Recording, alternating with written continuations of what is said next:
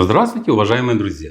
С вами я, Юрий Тютченко, кандидат ветеринарных наук, и в этом видеоподкасте рассмотрим, какими глистами и паразитами человек может заразиться от собак и кошек, насколько это опасно и насколько реально от них защититься.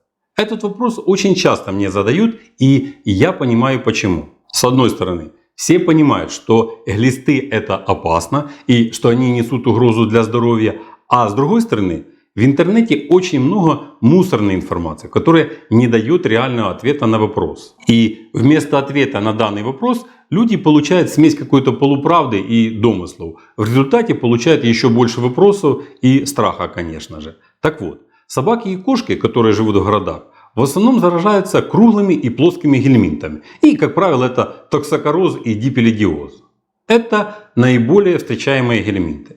Токсокорозом может заболеть и человек, особенно восприимчивые дети. Если у взрослых людей это заболевание протекает бессимптомно, и потом у переболевшего взрослого человека вырабатывается иммунитет к токсокарам, то у детей это заболевание может проявляться с клиническими признаками. И вред от токсокары может быть достаточно большим. Как происходит заражение?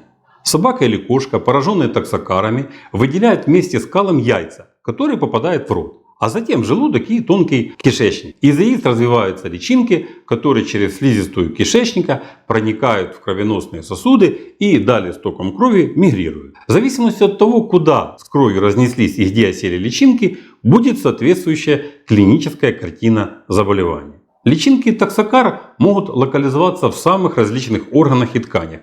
Почках, мышцах, щитовидной железе, головном мозге и других органах. Но чаще всего страдают печень, легкие, глаза. Как я уже сказал, особенно это опасно для детей от 1 года до 5.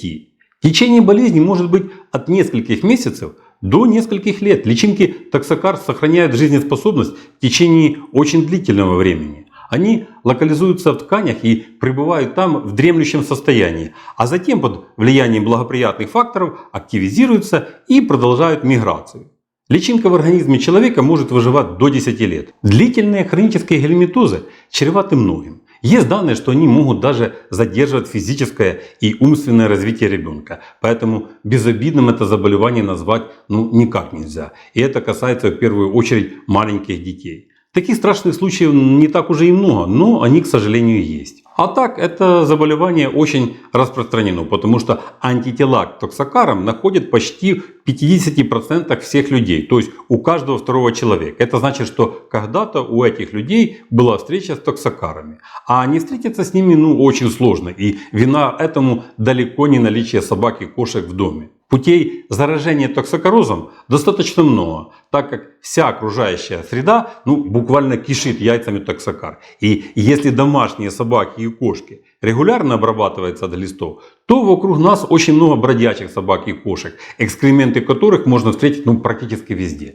Поэтому заразиться токсокорозом можно везде, начиная от детской песочницы и заканчивая овощами с рынка и пылью на обуви. Также можно заразиться и от домашней собаки. У самой собаки может и не быть токсокороза, но собака на прогулке очень часто любит кататься в траве. А ведь там могут быть и фекалии, содержащие яйца токсокар, оставленные другими животными. Поэтому следует помнить, что наличие животных в доме не есть прямая угроза заражения токсокорозом. Доказано, что токсокорозом заражаются в одинаковой степени как люди, у которых есть животные в доме, так и люди, у которых их нет. И основная причина поражения токсокорозом – это несоблюдение мер личной гигиены. Дети все тянут в рот, это один из способов познания мира. А взрослые очень часто забывают мыть руки, придя с улицы. Соблюдайте меры личной гигиены, и вы значительно снизите риск заражения токсокорозом. Итак, токсокороз – это первый и наиболее распространенный гельминтоз, которым человек может заразиться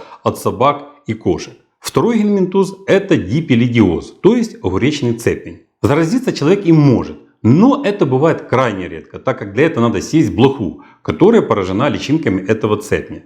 Таких случаев буквально единицы на миллион населения. Поражаются дипилидиозом или дети, которые все тянут в рот, или психически больные люди, которые не отдают себе отчет, что делают. Еще От собак и кошек можно заразиться эхинококозом. Это крайне опасное заболевание. Но для этого собака должна съесть внутренние органы домашних животных, пораженные эхинококозом. Для городских собак это очень маловероятная ситуация. А вот для сельской местности это вполне реально. И еще от кошки можно также заразиться токсоплазмозом. Хотя это и не гельминтоз, и поражаются им не только владельцы кошек, а практически все люди. Но крайне опасен он только для беременных женщин, особенно пораженные первый триместр беременности. И токсоплазмоз при этом несет угрозу для плода. По токсоплазмозу у меня уже есть видео. Кому интересно, посмотрите. Но еще раз напомню, что кошки, хоть и являются основным хозяином для токсоплазм, но они не являются основной причиной заболевания. Основная причина заболевания токсоплазмозом точно такая же, как и при токсокорозе. Это несоблюдение личной гигиены. Итак, суммируем. Теоретически человек может заразиться от собак и кошек всего 4 паразитарными заболеваниями. Это токсокороз, токсоплазмоз, дипелидиоз и эхинококоз. Это теоретически. А практически человек часто заражается только токсокорозом и токсоплазмозом. Хотя, если будете контактировать с бродячими животными, то этот перечень может несколько и увеличиваться. Но это уже не гельминтоза. Я об этом тоже расскажу в последующих подкастах. Хочу еще раз подчеркнуть, что на частоту заражения теми заболеваниями, которые я назвал, наличие животных в доме особо не играет никакой роли. Путей заражения очень много. Но тем не менее надо регулярно проводить обработку своих животных от эктопаразитов и гельминтов. Ну и понятно, что кошачий лоток должен содержаться всегда в чистоте. Ну а руки мыть и следить за чистотой и гигиеной, я думаю, вы привыкли с детства. Так что в этом вопросе вам моя подсказка и не нужна. И как я уже сказал, что, как правило, у людей с нормальным иммунитетом эти болезни, токсокороз и токсоплазмоз, протекают вообще бессимптомно. Но следует помнить, что токсокороз опасен для детей до 5 лет, а токсоплазмоз очень опасен для женщин в первый триместр беременности. Эхинококозом, как правило, поражаются люди в сельской местности. В городах люди редко поражаются эхинококозом от собак. Но употребление мяса и субпродуктов, которые не прошли ветсанэкспертизу и недостаточно термически обработаны, также может быть причиной возникновения эхинококоза. Подчеркиваю, что это очень опасное заболевание. Заболевший эхинококозом человек зачастую становится инвалидом. Дипелидиоз у людей тоже бывает, но очень редко. Как я уже сказал, это бывает пару случаев на миллион. Категория риска — это дети, которые тянут в рот что попало, в том числе и блох.